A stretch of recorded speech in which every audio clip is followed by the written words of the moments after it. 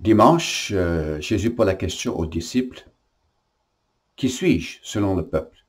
Et Pierre répond, « Tu es le Christ, le Fils de Dieu vivant. » Avec cette réponse, Jésus a choisi Pierre comme le premier pape de l'Église, le premier berger humain. Et depuis ce temps-là, nous avons eu des centaines et des centaines de papes. Mais depuis quelques décennies, nous avons vraiment des papes magnifiques. Et en voyant ça, je suis plein de confiance dans l'Église. Léon XIII, là, 1895, là, le pape de la justice sociale.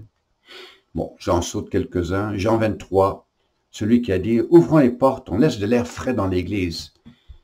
Et il a commencé toute une révolution dans l'Église avec le Concile. Ensuite, a été suivi par Paul VI, je dirais le capitaine dans la tempête. Ah, les années 60 ont été difficiles, mais un homme qui a beaucoup souffert, mais qui était très courageux. Jean-Paul I, le pape du sourire. Jean-Paul II, le nouveau Saint-Paul, le missionnaire du monde, là, qui a fait la tournée de la planète et qui a écrit des lettres aux églises pour les encourager. Quel pape extraordinaire qu'on a eu. Ouf! Et puis là, on se disait, une fois qu'il serait décédé, Jean-Paul II, on ne trouvera pas de Benoît XVI. Un retour au père de l'Église. C'était un grand écrivain, un grand penseur. Et là, maintenant, nous avons François qui, à mon avis, est un homme remarquable. Remarquable. On n'aurait jamais pensé. Le bon berger qui va chercher la brebis perdue. C'est vraiment ça qui me frappe.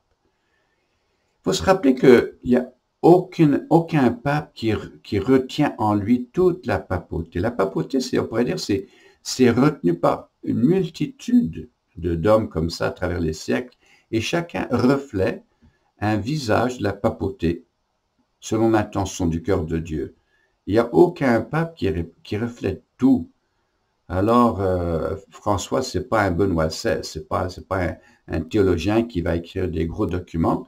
C'est un berger qui cherche ses brebis perdues. Et des fois, les gens le critiquent en disant, il semble donner la main à des gens qu'on ne devrait pas. Ben non, le Christ a donné ses mains à tout le monde et les a invités tous à l'espérance de l'Évangile. Alors, je trouve remarquable. Nous avons eu une série de papes remarquables. J'ai regardé récemment son voyage en Papouasie-Nouvelle-Guinée, là, et spécialement sa rencontre avec les jeunes de Papouasie-Nouvelle-Guinée. Vous devrez regarder ça sur YouTube, c'est fascinant. Pour un homme de 88 ans, il est vraiment un gars qui du temps, là. D'abord, il a vu les jeunes qui faisaient des danses avec leur robe faite d'herbes desséchées, là, avec des masques assez curieux.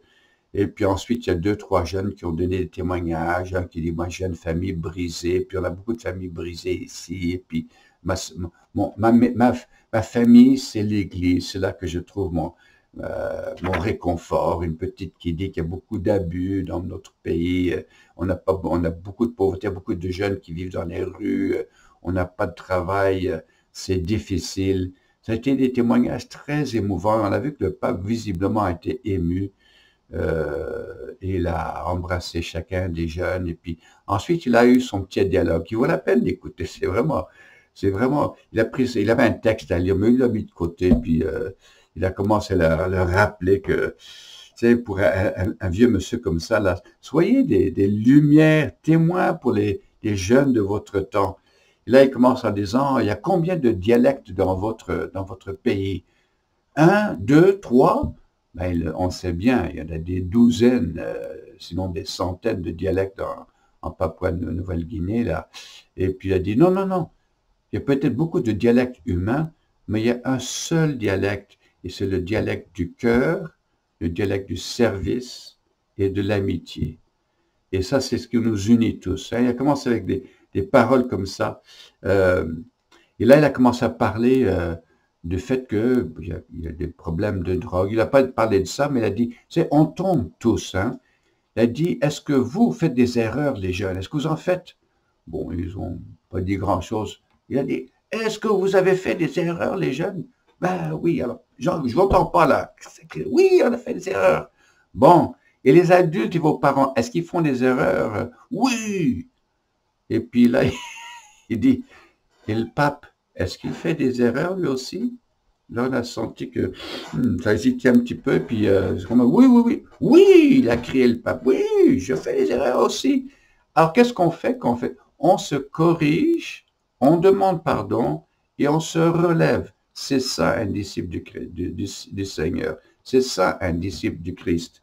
Alors, il a dit, et si votre frère ou votre ami, là, tombe, et puis là, il faisait référence, il n'a pas parlé de ça, mais on sentait qu'il faisait référence à ceux qui font des abus ou je ne sais quoi, là. Qu'est-ce qu'on fait quand mon ami tombe? On lui tend la main. Et là, il dit, bon, je veux tous, tendez-vous la main. Là, il s'est baissé, tendez la main, tendez la main, tendez la main. Et puis, j'ai dit, vous savez, on n'est pas Superman, vous savez. On n'est pas Superman. On est tous fragiles. On a tous besoin les uns des autres. On a besoin d'être des sourires d'espérance pour les autres. Oh, écoutez le YouTube, c'est fascinant. Mais pour un homme de 88 ans, d'avoir ce contact avec les jeunes, je vous entends pas crier plus fort, ça criait, ça sautait. C'était le fun de voir un homme de son âge, parce qu'il est mu par cette parole de dimanche, Seigneur, je t'aime. Tu es le Christ, le Fils de Dieu. Ou le psaume ce dimanche qui dit, Seigneur, je t'aime, mon espérance. Il est un homme peut-être âgé, mais mu par la jeunesse de l'Esprit Saint et de l'Évangile. Et on a senti que les jeunes étaient enflammés pour être des agents d'espérance. Alors, je vous encourage à le voir. Vous savez, il n'y a aucun pape qui capte toute la papauté en eux. Chacun touche un aspect. Et je pense que François, c'est quelqu'un qui est un reflet du bon pasteur qui tend la main à beaucoup de monde qui sont brisés, perdus, qui sont confus, qui sont mêlés. Et au lieu de les écraser, il tend la main de bonté avec l'espoir qu'on pourra transformer dans le Christ. Alors, l'Église est pleine d'espérance. Nous avons eu une série de grands papes magnifiques. Que le Seigneur vous bénisse, vous remplit d'espérance. Et que cette fin de semaine, que cette semaine soit un temps béni. Sachez que le Seigneur est avec nous. Il nous accompagne toujours. Alors oui, c'est Seigneur, toi tu es le Christ. Tu es mon espérance, ma lumière. Je t'aime. Bonne semaine à vous. Que le Seigneur vous bénisse et vos familles. Merci d'écouter. Bonne journée.